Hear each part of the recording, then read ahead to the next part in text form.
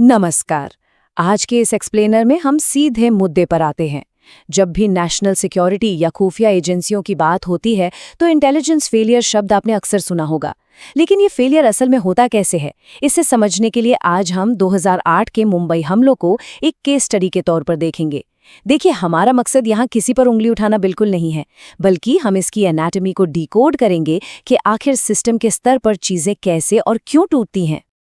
अब जरा इस नंबर पर गौर कीजिए, 26। ये कोई रैंडम नंबर नहीं है। आपको जानकर शायद हैरानी होगी कि 26/11 के उस भयानक दिन से पहले हमारे सिस्टम को ठीक 26 अलग-अलग चेतावनियां मिली थीं। है ना चौंकाने वाली बात?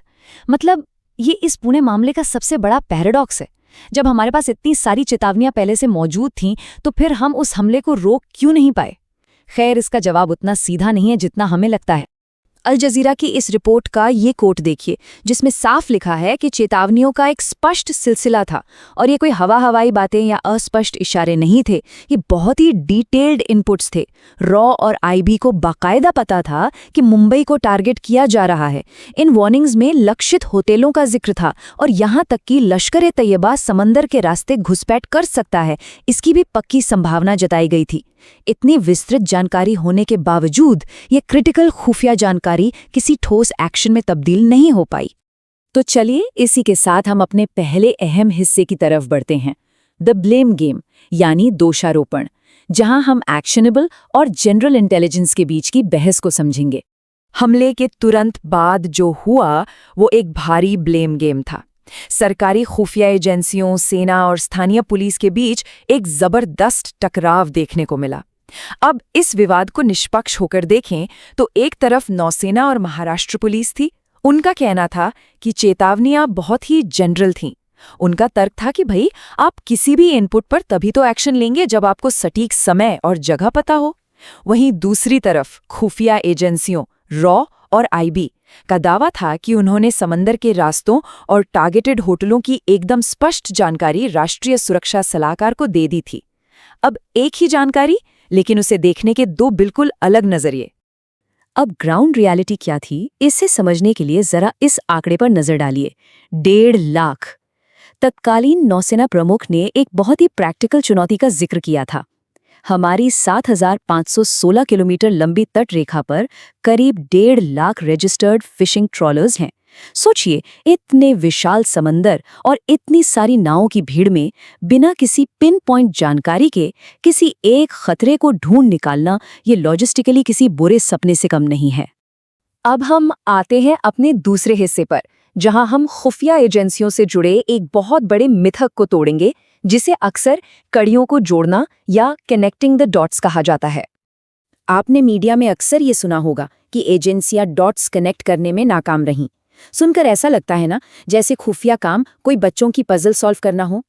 लेकिन अमेरिकी क्रिप्टोग्राफर ब्रूस श्नायर का ये कोटेशन इस सोच को सिरे से खारिज करता है। उनका मानना है कि अगर हम सिर्फ इन डॉट्स को कनेक्ट करने की विफलता पर अटके रहेंगे तो हम केवल बेकार के रिफॉर्म्स ही ला पाएंगे। ऐसा क्यों? क्योंकि असल जिंदगी में इंटेलिजेंस का मतलब है लाखों बिखरे हुए, शायद पूरी तरह से अप्रासंगिक डेटा पॉइंट्स के बीच से काम की चीज खोजना। घटना हो जाने के बाद पीछे मुड़कर देखना तो बहुत आसान है कि कौन सा डॉट काम का था, लेकिन घटना से पहले उस भूसे के ढेर में से सुई ढूंढना, ये अविश्वसनीय रूप से मुश्किल काम है। और इसी बात को बहुत ही शानदार तरीके से समझाती है ये रिपोर्ट।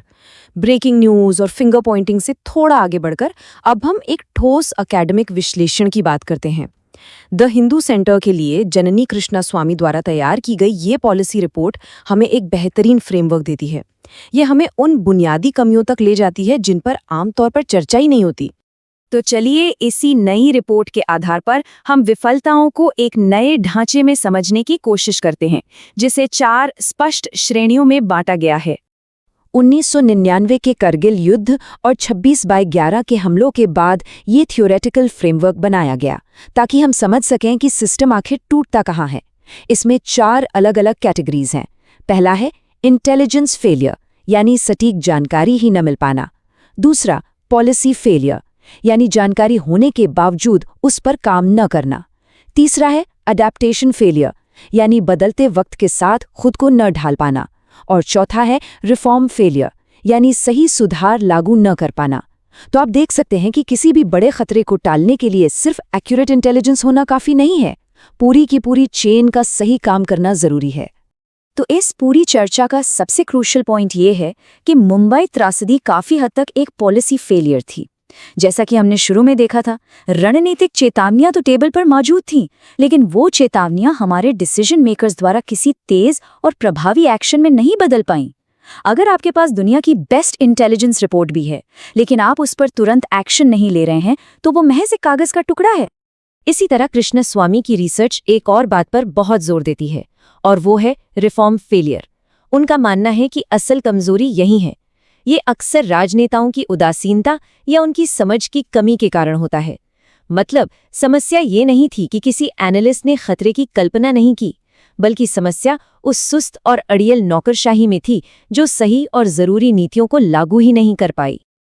अब हम इस एक्सप्लेनर के आखिरी पड़ाव पर आते हैं, द रिफॉर्म चैलेंज, यानी आगे का रास्ता क्या है ताकि इतिहास खुद को फिर से ना दोहराए। असली रोकथाम के लिए कुछ बहुत बड़े सिस्टमिक बदलावों की जरूरत है। पहला, इंटेलिजेंस स्टडीज में चीजों की परिभाषा बिल्कुल स्पष्ट होनी चाहिए। दूसरा, इस राजनीतिक उदासीनता को खत्म करने के लिए एक बेहद मजबूत पॉलिटिकल विल या इच्छा शक्ति की जरूरत है। और सबसे बड़ी बात, जासूसी की दुनिया में जो एक पारंपरिक कल्चर है ना, नीड टू नो, यानी बस उतनी ही बात बताओ जितनी जरूरी हो, उससे बदलकर नीड टू शेयर का कल्चर बनाना होगा। एजेंसीज को आपस में जानकारी साझा करने की अपनी हिचकिचाहट छोड़नी होगी। एक तरह से गोपनीयता और शेयरिंग के बीच एक गोल्डन मीन, यानी एकदम सही संतुलन खोजना होगा। तो इस पूरी चर्चा के बाद मैं आपको एक सवाल के साथ छोड़ना चाहूंगा। जरा सोचिए, क्या असली विफलता ये है कि हम आने वाले खतरे की कल्पना नहीं कर पाते, या फिर असली विफलता इस कठोर, न बदलने वाली नौकरशाही के भीतर समझदारी भरे सुधारों को लागू करने की अक्षमता है? शायद असली खतरा जासूसी की उन परछाइयों में नहीं, बल्कि हमारे अपने सिस्टम की उलझनों में ही छिपा है। इस एक्सप्लेनेटर में हमारे साथ जुड़ने के लिए बहुत बहुत धन्यवाद।